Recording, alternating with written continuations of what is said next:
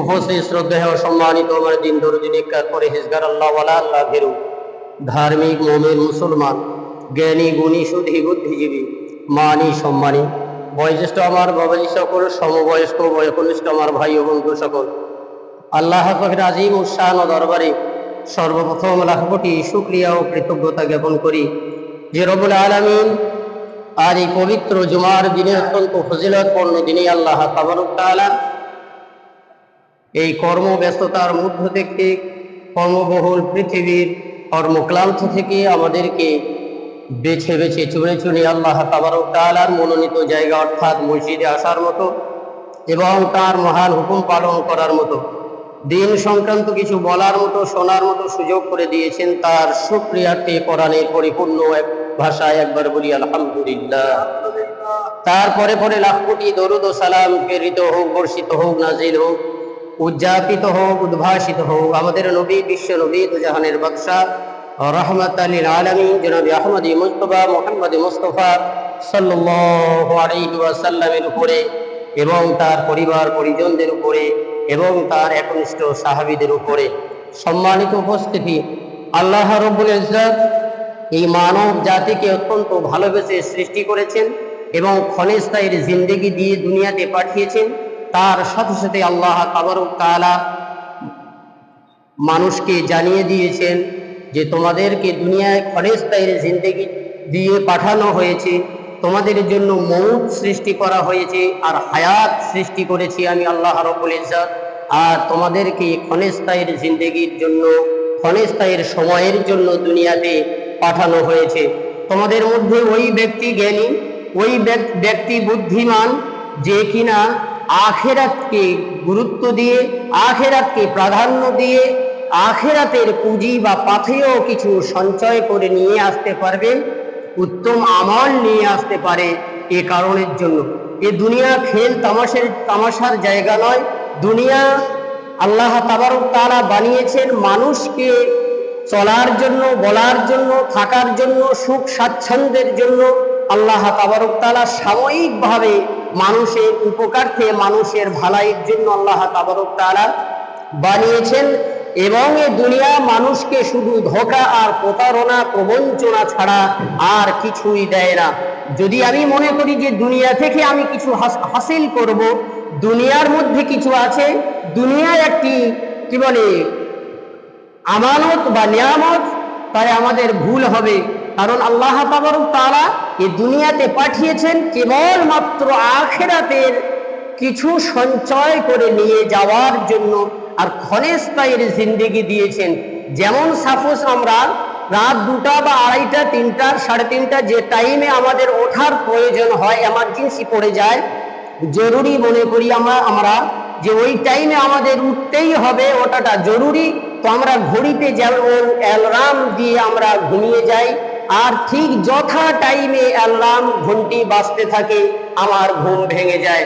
আল্লাহ তাবারক তাআলা, আল্লাহ রাব্বুল ইজ্জত মানুষকে ওই রকম হায়াতের অ্যালার্ম বেঁধে দিয়ে দুনিয়াতে পাঠিয়েছেন এবং সেই অ্যালার্মটা কোন সময়ে বাঁধা আছে আমরা কেউ ওয়াকিবহাল বা অবগত নই, আমরা কেউ জানিনি, আমাদের কারোর এলেমের মধ্যে নাই, আমরা কেউ এ ব্যাপারে গত নয়।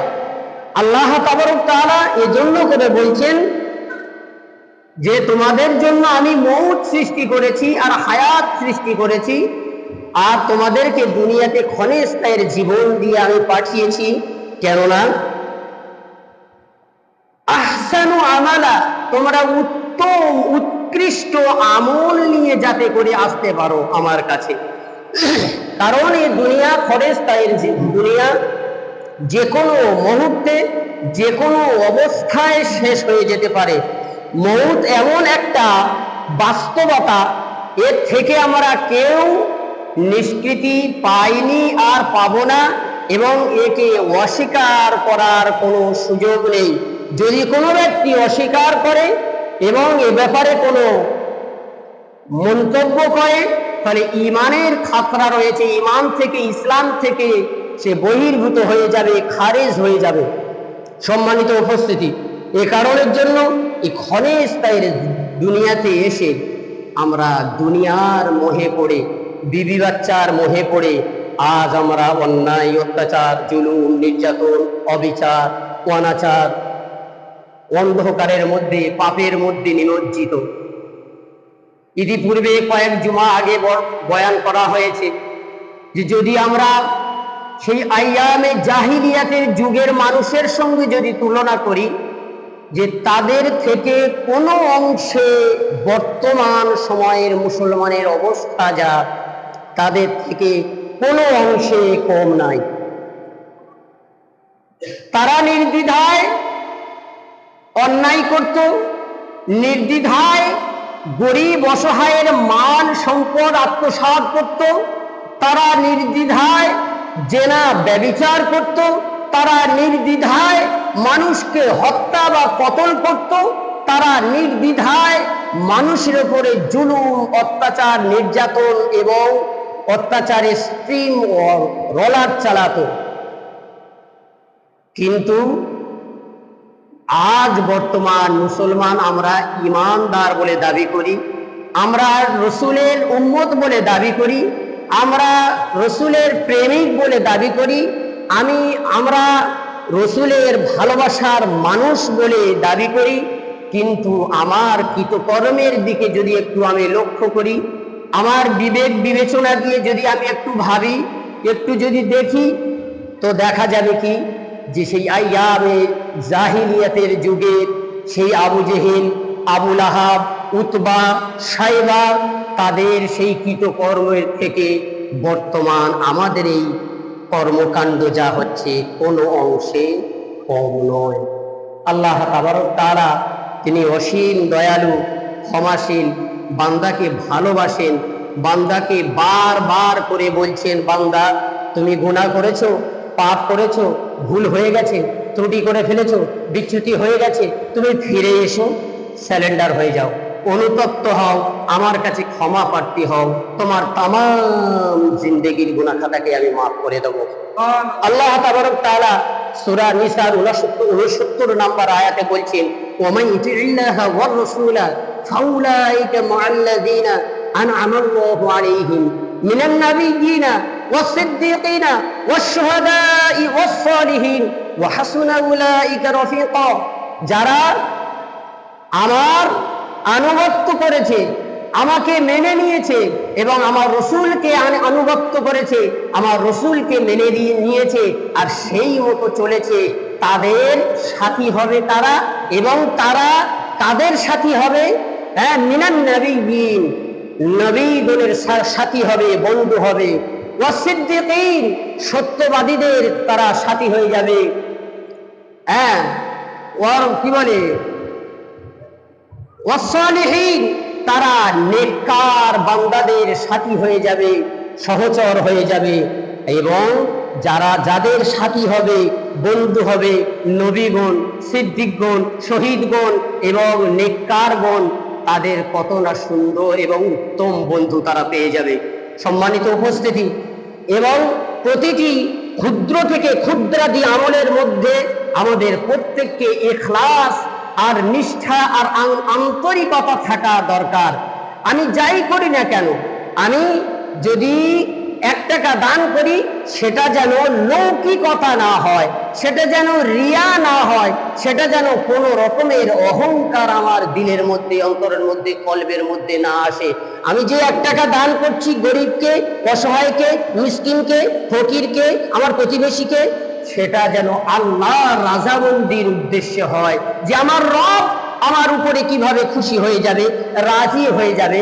লোক দেখে কে বাহবা দেবে, কে তালি দেবে, কে আমার প্রশংসা করবে, গুণগান করবে, গুণকীর্তন করবে, এর বিন্দুমাত্র যদি কোনো ব্যক্তির দিলে, অন্তরে, কলবে চিন্তা চেতনায় থাকে, তো সেই আমল নিষ্ফল হয়ে যাবে। আল্লাহ তাবারক তাআলা কাল কিয়ামতের দিন কিছু আমলের দিকে দৃষ্টি নিক্ষেপ করবেন।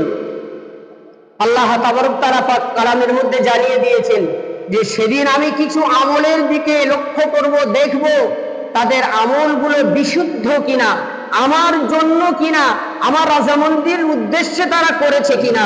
যদি লোক দেখানোর জন্য করা হয়, তার মধ্যে কোনো রকমের যদি শিরক থাকে, কোনো রকমের যদি রিয়া থাকে, অহংকার থাকে, গর্ব থাকে, তাকাব্বুর থাকে, ঘমন্ড থাকে, তো আল্লাহ তাবারক তাআলা ধুলি কোনার ন্যায় তিনি নিক্ষেপ করে দেবেন, উড়িয়ে দেবেন বলেছেন। যে আমি কিয়ামতের দিন কিছু বান্দার আমলের দিকে আমি লক্ষ্য রাখবো, যে তাদের আমলগুলো বিশুদ্ধ আছে কিনা। একটু সাধারণ ব্রেনে, সাধারণ জ্ঞানে, সাধারণ বুদ্ধিতে, বিবেকে একটু চিন্তা ভাবনা করে দেখুন তো, বাজারে যদি আমরা যাই মার্কেটিং করতে, কোনো শপিং মলে যদি যাই আমরা মার্কেটিং করতে, কিছু কিনতে, তো কেনার সময় আমরা সেটা ভালো করে দেখে শুনে বুঝে যাচাই করে বাছাই করে ছাঁটাই করে যে কোনো মাল আমরা নিই কি নিই না, কিনি কি কিনি না। যদি কোনো মালের মধ্যে, কোনো বস্ত্র বা কাপড়ের মধ্যে কোনো রকমের ত্রুটি থাকে, ছিদ্র থাকে, ফুটো থাকে, ছেঁড়া থাকে, নালফোড় থাকে, সুতো ওটা থাকে, আমি কিন্তু করি, যেটা আমার চলবে না। যে আমি 10 টাকা কম নিচ্ছি, না, কম নিতে হবে না, পুরো দাম নিন, আমাকে ভালো মাল দিন, আমরা বলি কি বলি না। তো আল্লাহ তাবারক তাআলা কিয়ামতের মাঠে ওই রকম বান্দার আমলকে দেখবেন, যে বান্দার আমল ত্রুটি মুক্ত আছে কিনা, কি ত্রুটিযুক্ত। যদি ত্রুটিযুক্ত হয়, আল্লাহ তাবারক তাআলা কাল কিয়ামতের মাঠে ময়দানে মাহশারে ওই বান্দার আমলগুলোকে ধুলি কোনার ন্যায় উড়িয়ে দেবেন। আল্লাহ তাবারক তাআলা ওই বান্দার সঙ্গে এবং ওই বান্দার অবশেষে যা পরিণতি হবে, শেষ ঠিকানা বা গন্তব্য হবে জাহান্নাম, কঠিন জাহান্নাম। এ কারণের জন্য আমরা প্রত্যেকটি কাজ যেন আল্লাহ তাবারক তাআলার রাজামন্দির উদ্দেশ্যে হয়। প্রতিটি কাজ আল্লাহর দরবারে কবুল হওয়ার জন্য কয়েকটি মোটা দাগে বা মোটা কথায় শর্ত আছে। বান্দা যাই করুক না কেন, সে যদি আল্লাহর দরবারে সেই আমলকে কবুল করাতে চায়, তো সর্বপ্রথম তার লাগবে বিশুদ্ধ ঈমান। যদি তার ঈমানের মধ্যে কোনো দুর্বলতা, কমজোরি থাকে, যে আমি এই কাজটা করছি, এটা ঠিক হবে কি হবে না, আল্লাহ কবুল করবেন কি করবেন না, হ্যাঁ, এই রকম যদি ত্রুটিযুক্ত ঈমান হয়, তো সেটা আল্লাহর দরবারে গ্রহণযোগ্য নয়। এবং বান্দা কোনো আমল যদি আল্লাহর দরবারে গ্রহণযোগ্যতা করতে চান, তো বান্দার দ্বিতীয় শর্ত হচ্ছে সে যেন হালাল ভক্ষণকারী হয়। সে তার পেটে, উদরে যেটা কি বলে সে ভোগ করছে, গ্রহণ করছে, সেটা যেন হালাল হয়। যদি এক লোকমা হারাম হয়, তার কোনো ইবাদত আল্লাহর দরবারে গ্রহণযোগ্য বা কবুলযোগ্য নয়। তৃতীয় শর্ত কি? তৃতীয় শর্ত হচ্ছে, বান্দা যদি তার কোনো আমল, কোনো কাজ, দান সৎকা আল্লাহর দরবারে গ্রহণযোগ্যতা আনতে চান, তো বান্দার তৃতীয় শর্ত হচ্ছে আল্লাহ রাসূল সাল্লাল্লাহু আলাইহি ওয়াসাল্লামের আচরিত পদ্ধতিগত হতে হবে। আমার রসূল যেটা করেছেন, যেটা বলেছেন, যেটা করে গেছেন, যেটা বলে গেছেন, যেটা দিয়ে গেছেন, সেই আচরিত পদ্ধতিগত হতে হবে, তবে আল্লাহর দরবারে গ্রহণযোগ্য হবে। সম্মানিত উপস্থিতি, কিন্তু আমরা করি কি?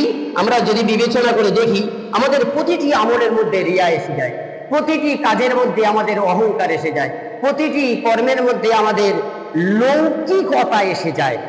আমি কিছু যখন করতে চাই, সেটা আমার অন্তর থেকে, এটা বা আমার চিন্তা চেতনার মধ্যে এটা আসে যে আমি যেটা করছি যেন কেউ দেখে আমাকে বাহবা দেয়, আমাকে ধন্যবাদ জানায়, আমাকে নিয়ে প্রশংসা করে, হ্যাঁ, আমাকে নিয়ে তারা সমালোচনা করে যে ওই ব্যক্তি দানশীল, ওই ব্যক্তি কি বলে পরহেজগার, ওই ব্যক্তি বিশাল নামাজি।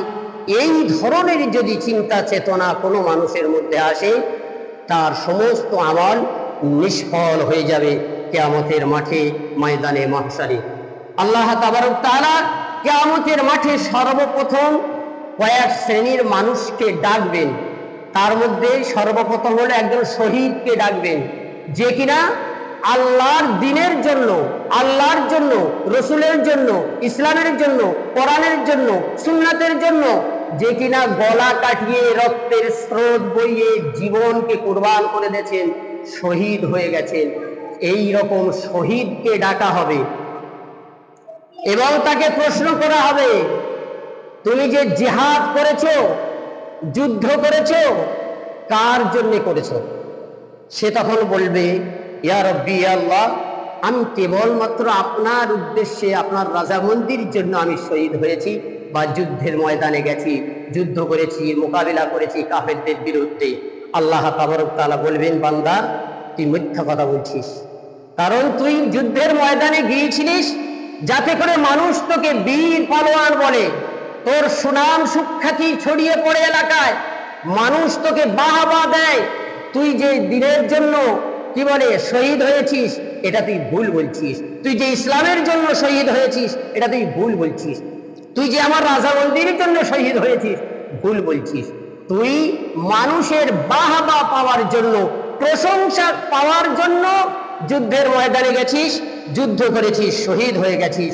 অথচ কি বলে, অথবা কি বলে, তুই যে উদ্দেশ্য করেছিস, বান্দা তোকে সেই প্রশংসা, সেই গুণগান তোকে শুনিয়ে দিয়েছে, তুই সেই বাহাবা এবং প্রশংসা দুনিয়াতে পেয়ে গেছি। অতএব তোর জন্য এই আজকের কিয়ামতের মাঠে কোনো প্রতিদান নেই, আমার কাছে দেওয়ার মতো কিছু নেই, যা সোজা জাহান্নামে চলে যা। আর একজন দানবীরকে ডাকা হবে, দানশীল, সখী, সখী বান্দা, যে কিনা বেশুমার বেহিসাব দান করে থাকে। কিন্তু সে কি উদ্দেশ্যে দান করেছে, এই আন্তরিকতা দেখার জন্য আল্লাহ তাবারক তাআলা ওই দানশীল ব্যক্তিকে ডাকবেন আর প্রশ্ন করবেন, বান্দা তুমি কিসের জন্য গরিবকে দান করেছিলে, অসহায়কে দান করেছিলে, নাদানকে দান করেছিলে, এতিমকে দান করেছিলে? তখন সে বান্দা বলবে, আল্লাহ ইয়া রব্বি, আমি আপনার রাজামন্দির জন্য, আপনার হুকুম পালনের জন্য, আপনার খুশি রাজি করার জন্য আমি দান করেছি। আল্লাহ তাবারক তাআলা বলবেন, বান্দা তুই মিথ্যা কথা বলছিস, কারণ তুই দান করেছিলিস যাতে করে মানুষ তোকে দানবীর বলে, মানুষ তোকে সখী বলে, মানুষ তোকে কি বলে গরিবের সহায়ক বলে, মানুষ তোর প্রশংসা করে। তুই সেই প্রশংসা দুনিয়াতে পেয়ে গেছি, মানুষ তোকে বাহবা দিয়ে দিয়েছে। অতএব আজ তোর জন্য এই কিয়ামতের মাঠে আমি আল্লাহ তাবারক তাআলার পক্ষ থেকে কোনো প্রতিদান নেই, দেওয়ার মতো কিছু নেই, সোজা জাহান্নামে চলে যাবে। সম্মানিত উপস্থিতি, এই কারণের জন্য প্রতিটি আমলের জন্য যতটুকু আমরা কাজ করি, কেবলমাত্র আল্লাহর ভয়, নিষ্ঠা, আন্তরিকতা, ইখলাস প্রত্যেকটা আমলের মধ্যে যেন থাকে। যদি যেমন সাপোজ কথা বলে শেষ করে দিই, আমরা চাষ করি, তো চাষ ভালো হলে চাষই ভালো, আর চাষ খারাপ হলে কপাল খারাপ ছিল তাই চাষ খারাপ হলো। এটা আমরা বলি কি বলি না? এটা শিরক হলো কি হলো না? চাষ ভালো হলে, আরে ক্যাপাসিটি আছে, অভিজ্ঞতা আছে, আর অভিজ্ঞ লোক 50 বছর চাষ করছে, আর চাষটা যখন মাটি হয়ে যায় তখন বলছে আমার কপালটা খারাপ ছিল, তখন আল্লাহর দিকে ঠেলে দিল। কি নৌকা বা জাহাজ সমুদ্রের মাঝখান থেকে বা আমাদের এই ডায়মন্ড নদী থেকে আসছে, হঠাৎ ঝড় উঠে গেছে, তুমুল তরঙ্গ বা ঢেউ হচ্ছে, তরি ডুবে যাব অবস্থা, তখন সবাই এক বাক্যে, এক শব্দে, এক আওয়াজে কাকে ডাকে? আল্লাহকে। কোন রকম ভাবে বেঁচে যদি ওই তরি কুলে ফেরে, তখন ওই বান্দার মুখ দিয়ে কি কথা বের হয়? আরে ইশারা। আমাদের মাঝিটা স্মার্ট, আমাদের মাঝি যে ছিল পাইলট মানে নৌকো চালক, হ্যাঁ, ও বিশাল বিজ্ঞ মানুষ, কি বড় বড় ঢেউ কিভাবে কাটিয়ে নিয়েছে দেখেছিস তো? নৌকোটা না তো ডুবেই যেত। শেষ, আমাদের পালটা মজবুত ছিল, পালে ওই হাওয়াটা বেগে যদি না ধরতো তুই তাড়াতাড়ি কুলে পৌঁছাতে পারতিস। ওই পালে হাওয়া ধরেছে বেশি, পালটা ভালো ছিল, মজবুত, জিন্স কাপড়ের ছিল, মোটা কাপড়ের। অতএব ওই পালের জন্য কেউ বলছে না, দাঁড় আমাদের মজবুত ছিল, আর দাঁড়ি যারা ছিল, দাঁড় বাইতে ছিল, ওদের খোঁট গুলো দেখেছিস কত জোরে জোরে খোঁট দিয়ে দাঁড় বাইতে ছিল। অতএব ওদের জন্য আমরা বেঁচে গেছি। পার হয়ে এসে বলছে কি, আল্লাহর সঙ্গে সঙ্গে সঙ্গে শিরিক করে দিল। বাঁচালো কে? ডেকেছিল কার বিপদের সময়? আল্লাহকে। এটা মন থেকে ডেকেছিল, আল্লাহ বাঁচিয়ে দিল, সাহায্য করলো। কুলে তীরে ভিড়ে আল্লাহর সঙ্গে শিরিক করে দিল যে মাঝি আমাদের বাঁচিয়েছে, দাঁড়ি আমাদের বাঁচিয়েছে, হাল বাঁচিয়েছে, পাল বাঁচিয়েছে। কি এটা হয় কি হয় না? বাস্তব এই জিনিসগুলো আমরা করে থাকি, কিন্তু অথচ আমরা এগুলো বুঝি না, এগুলো বোঝার চেষ্টা করি না যে আমি করছি কি, আমি বলছি কি, আমার করার কর্তব্য কি, আমার বলার উচিত কি। সম্মানিত উপস্থিতি, এ কারণের জন্য আমি ওই এখলাসের কথা তুলে ধরে এই দু চার কথা আলোচনা